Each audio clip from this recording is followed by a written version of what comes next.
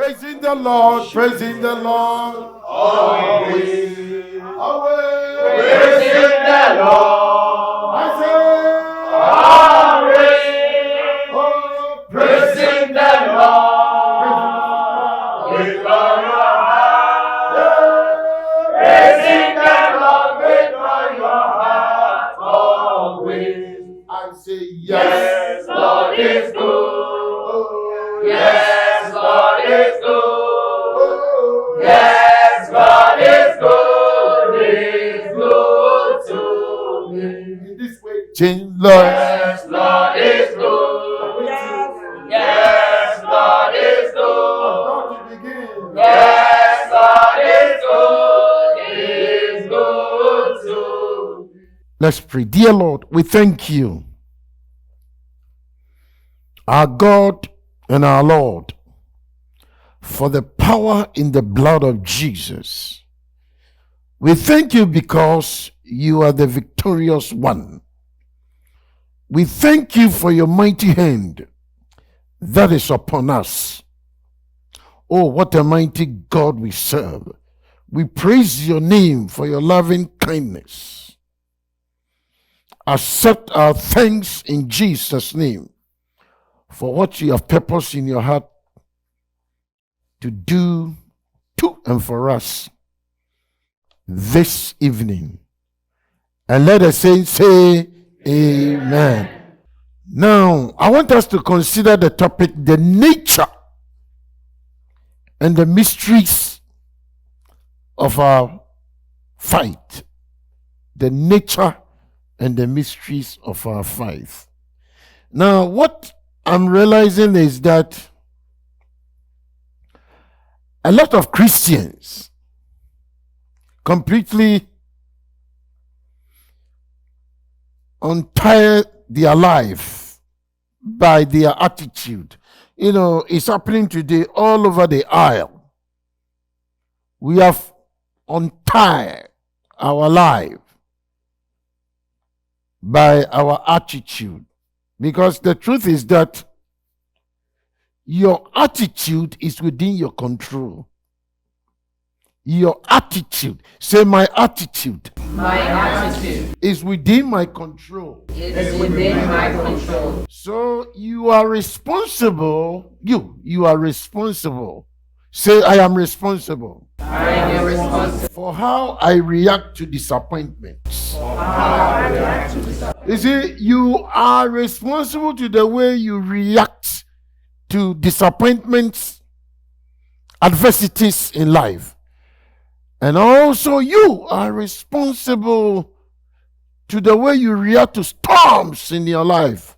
Storms comes to your life, but you are responsible to the way you react. That is what I'm seeing in the life of most Christians. Because you see, what you allow to influence your life is what cripples you. What cripples you. It's very, very important. Why? Because number one, the nature of the fight we engage with is very mystery. There's a mystery surrounding it. Number one, we all know that it's not an easy fight. Because some of you will say, oh, we have the promises of God. But what we are not realizing is that within these promises of God, now let me read one of the promises of God to you. Let me read it to you. Are you ready for that? Now look at one of the promises. He says, many are the afflictions of the righteous, but the Lord delivered him out of them all. And then that is Psalm 34, verse 19 to 20. And then he says in verse 20, he keepeth all his bones, not one of them is broken. And so, this is some of the promises that God has given to us. And so the question we have to ask ourselves is that why are the afflictions of the righteous, why are they many? Why? But the good news and the comfortable word here is, but the Lord delivered him out of them all. He says, not some. He says, out of all. Not only that, but he says, he keepeth all his bones, not one of them is what? Is broken. Is that a good promise? It's a good promise. So what the Lord is saying then is that he's not going to allow any affliction to break your bones. He says, I'm not going to allow any affliction to break your bones.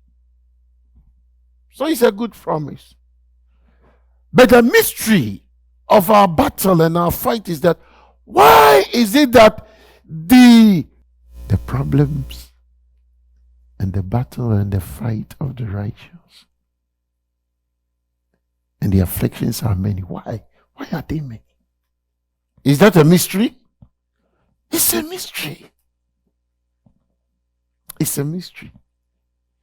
That's why at times I ask myself if Christianity has ever, or probably, is it good for me to think that there is something like problem-free lifestyle in our Christian faith? So the nature of the fight is that you go through, the psalmist told us, as for the psalmist, he told us that we'll go through fires, we'll go through storms, we'll go through a whole kind of hurricane type of, or tornado type of, storms or whatever you may term it. And at times even the problem will determine how you use your resources. Like even how the woman with the issue of blood, the Bible says he spent all his finances on even doctors. So at times, the problem, the mystery of the problem, the mystery of the fight, the mystery of the battle is that if you take all the resources that you have at your disposal. And so Psalm 66 tells us that we'll go through the fire hardships, we'll go through a whole lot of stuff. But the question comes, why is it that afflictions of the righteous, why would they go through it? I was going through scripture and then I started asking myself, I said, why will Job go through pain and suffering? Why? Because the Lord defined this guy as a righteous man. The Bible says when the sons of men were coming to report to God, Satan came. So it was the Lord who raised the issue. He says, have you considered my servant Job? Then what about Samson? As for Samson, he was born. Samson's birth was prophetic. So if nobody thought that he was going to go through any problem. But why is it that the afflictions of Samson came in the form of being knocked down here, being knocked up over there? And why is somebody like even Paul went through all those weaknesses? Somebody who is so anointed of God. And what about Naomi? Somebody who traveled because there's a famine in Jerusalem. So she has to travel. It's not fault of, her. So she traveled. But look at what happened to her. And what about Rebecca? You see, I was looking through Rebecca. I said, why will Rebecca be known as somebody who always go through stresses? When he was carried the twins, he went through stresses. He cried to God, said, Lord, why is it that these twins are, jostling in my womb? And then the Lord said, because. And then he went to the extent that when Esau had wanted to marry from this pagan world, she again went to stress. But she's also the chosen one. Becky is the chosen one. Then what about Jabez too? What about Judas? Judas thought that when he sells Jesus, definitely Jesus is going to die. He'll take the money, but unfortunately, the same stuff came back to him, and then he committed suicide. And at times when you think you are doing something bad against people, it turns back to you. What about these guys who took the 3 Hebrew boys and then threw them into the furnace of fire at the command of the king? Why will the fire smitten them or smitten them? And why all these afflictions in scripture? And so the question is that, is affliction enjoyable? Is it enjoyable? Or is it a terrible stuff? The psalmist once upon said, I'm reading from Psalm 24 verse 19.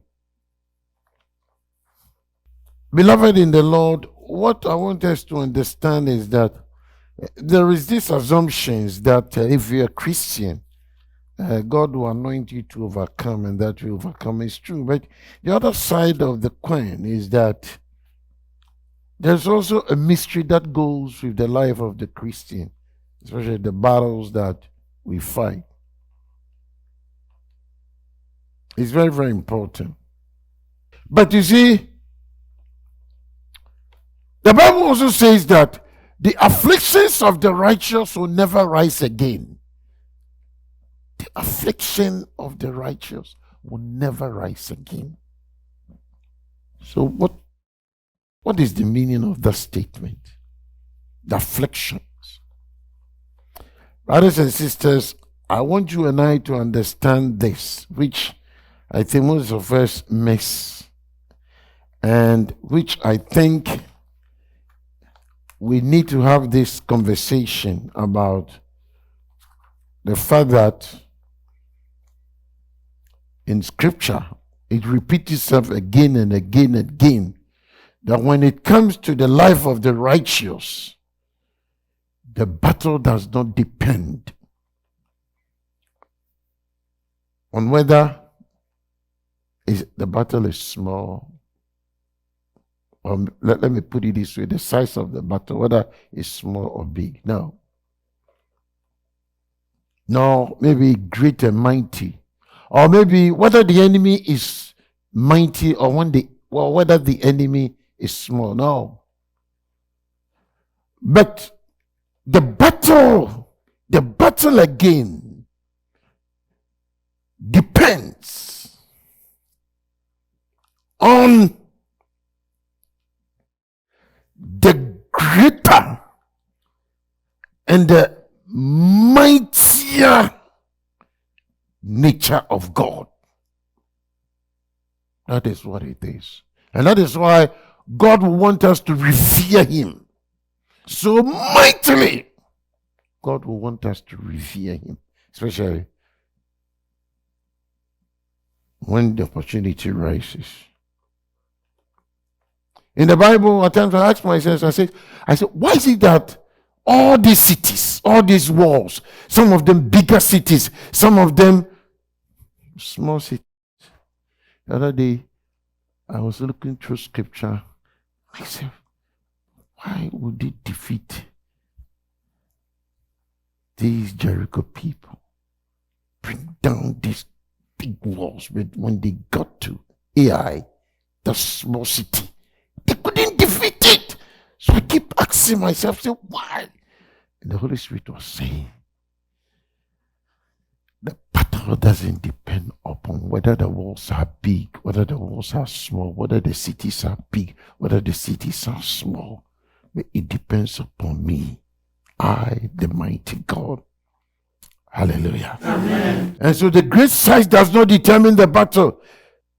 Because the bigger the head of Goliath, the easier you can aim and kill Goliath. At times when you go to this shooting range, where these soldiers are given the permission to try the way, these soldiers are trained to shoot. You begin to see that the bigger the board, the easier they're able to target the very stuff that they want to shoot. But then when it is narrowed, at times it becomes difficult for them to engage the target. And that is why we have to be very careful the way we see Christianity. We have to be very careful. Yes, you can quote scriptures like, if God be for us, who can be against us? But the question is, how big can the person be? Who can be against us? How big can the person be? That is the key component there. How big can you see your enemy? That's why we are preparing for this 2022 war. And so at times, when they adhere to the promise of Scripture, which says that seek ye first the kingdom of God and His righteousness, all other things will be added unto you, according to Matthew 6:33. It means that probably there is automatic addiction. So maybe, who knows? Maybe God is going to add to us in this 2022 war program. And so if you're a righteous person and you are living this kind of life, God wants you to live, and you are definitely, I tell you, going to enjoy additions to your life. And so at times we go through some of these challenges, and then what happens is that, well, some of the mystery of these things is that God wants to teach us something that is hidden from us, which may be through the revelation. Maybe He will be able to use it to do something in other people's life or our life. The other day I was meditating, and I was asking myself, I said, why would Jesus stayed in Egypt as a baby? Is it because God wanted him to understand what it means, immigration? I don't know. And so why will Jesus' father also be there with the son? Is it because God wants to teach him something? I don't know. And then I started asking myself, I said, why will Jesus, with all the power at his disposal, the authority, whatever you may call it, why would Jesus also fight the religious leaders of his time and the traditionalists? Why? Why? I mean, he's a son of God. He has all the power at his disposal. So why? Is there any mystery to it? Even he got to a certain point, his own siblings, because at times, your own family will never understand you. And we know that it went on till the time even, you see, when you look at the battles that Jesus fought, it's so amazing that it got to a certain point. The last battle that Jesus fought was in Gethsemane. This time, his will and God's will came face to face. It was like a conflict. And we know how Paul told Timothy that he has to endure hardships. And so we begin to see that the nature of the fight is ongoing. Why? Because we have been born into it. We're born into it. Have we been born into it to win? Or what? It's a question we have to ask ourselves. Ask your neighbor. Have you been born into the battle to win or to lose? So it's a big question I've been asking myself. And the reason why I've been asking these questions is that it's because of the mystery of the nature of the things we go through. Because I don't understand why God allowed Joseph, though the Bible says God was with Joseph in Potiphar's house, right? But God allowed Joseph to be in prison. I don't understand. Do you understand? Do you understand why God allowed what? For me, I don't understand. It's a mystery. Because the Bible says the Lord was with him. So if the Lord was with him, why didn't God disallow him from going to jail in the first place? Because God could have sent tender, right? To do what? And we all know that God even sent tender from heaven and then to destroy all these gods in Egypt. He could have done it within a second, right? So why didn't God do that? Why? Why didn't God do that? Is that a mystery? So these are some of the mysteries. You know, the other day I was looking through scripture and I asked myself, I said, this is very tough. You look at this guy called Jeremiah. You see, the other day we were at Williamstown and we were going through the book of Jeremiah. And so I was lying there and then these things were coming to me. And at a certain point in time, I stopped. I don't want to meditate on it again because I was so frightened.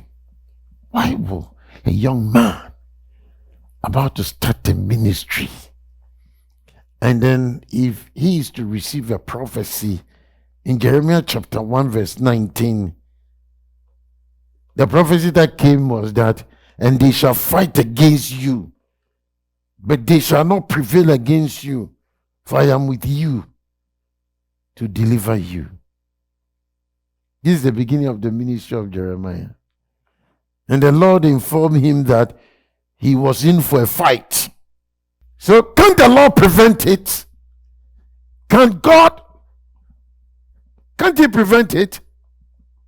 Huh? So, but why is he allowing this young man to go through it? Beginning of his ministry. In the first place, why shouldn't the Lord prevent the fight to take place? He said, the Lord is saying that I'm going to allow you to fight, but they will not defeat you. Is the Lord a boxing promoter? I want you to pray seriously. Please. You see, I don't know what you are going through. Because you see, Joseph found himself in the same condition. God was with him, yet things kept going from bad to worse. And when you look at Joseph's story, you begin to realize that as if there was nothing in his daily experience that looked like God was with him at all. Are you with me? And we are talking about affliction of the righteous. And what about Paul too? I want you to pray, please. Something is going on. Something is happening in Christendom, but people are not aware of it. So I want you to pray. At this time, I want you to pray that God open the windows of heaven and release your strength, your power, your anointing to keep it true. I want your power to keep it true. I want your power, your grace to keep it true. Let's pray.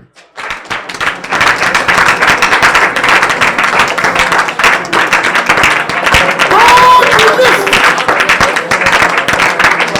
your power. Release your anointing.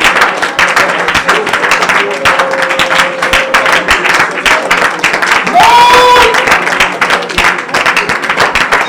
release the Holy Ghost presence to strengthen me.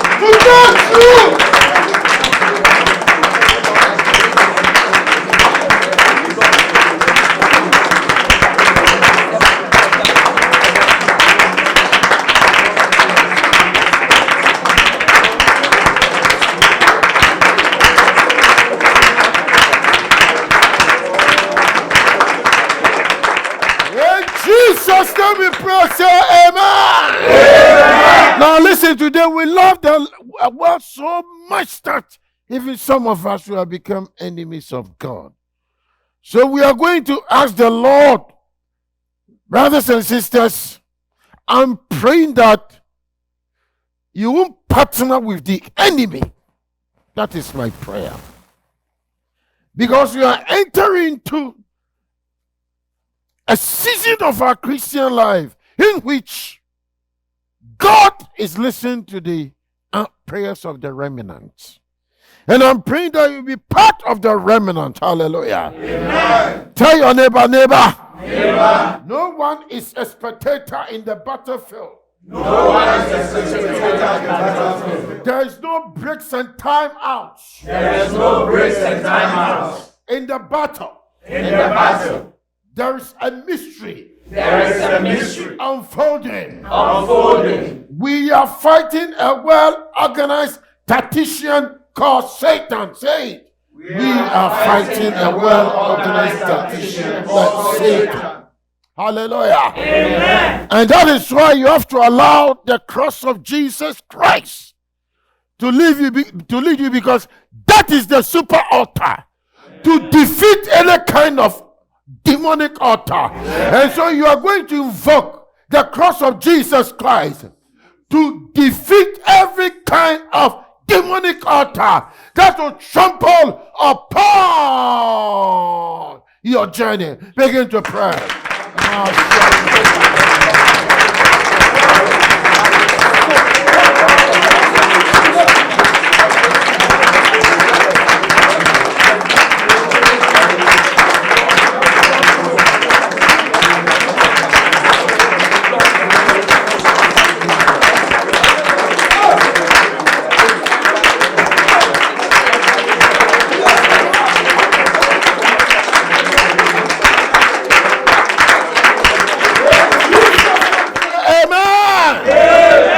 Now listen, why you can be a Christian, yes, you can make heaven your home, and that is okay.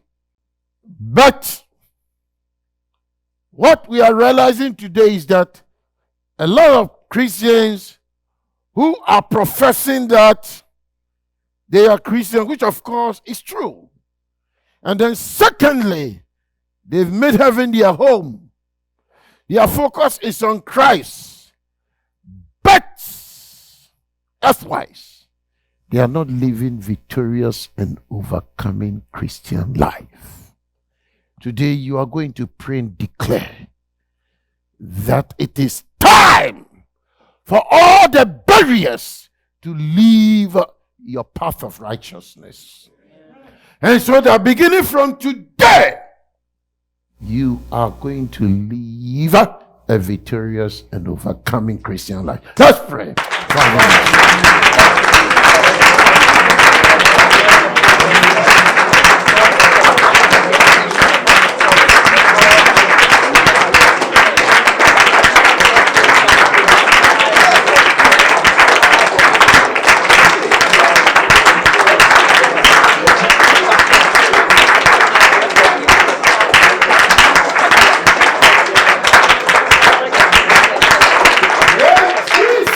We pray, say amen. Amen. Now listen, this is a key component of our defeat, that most of us, there's a problem with the tail. God wants you to be the head.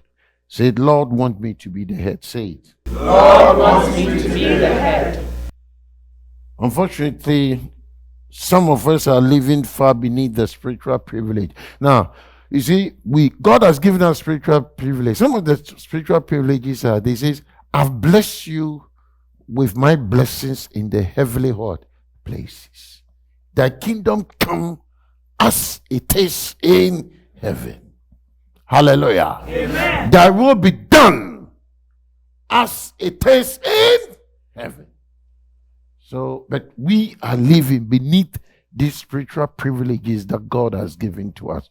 So we are going to pray that the living God himself will release it from his throne into our life. It's something that you have to pray. If you don't pray it, you receive it. He say, ask, right? He say, seek, right? He say, what? No! And you receive. Let's pray.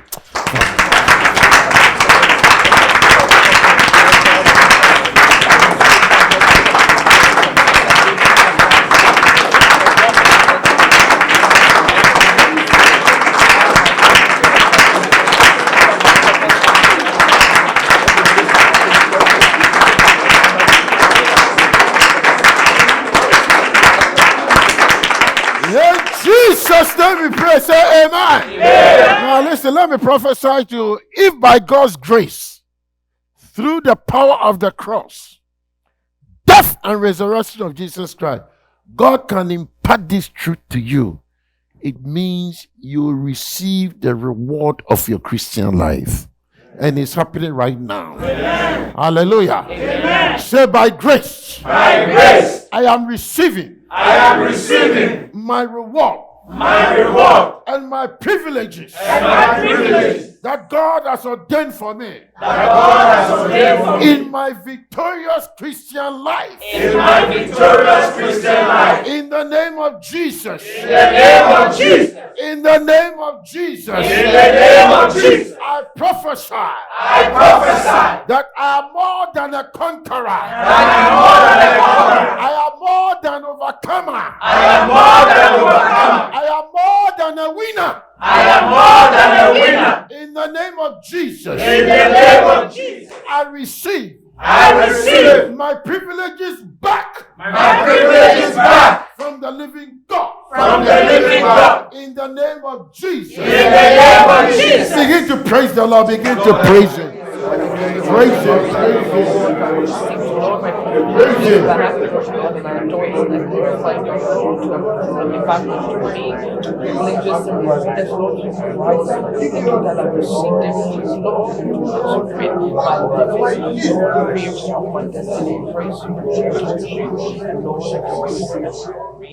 Praising the Lord, praising the Lord, always, Praising the Lord. I say, Always.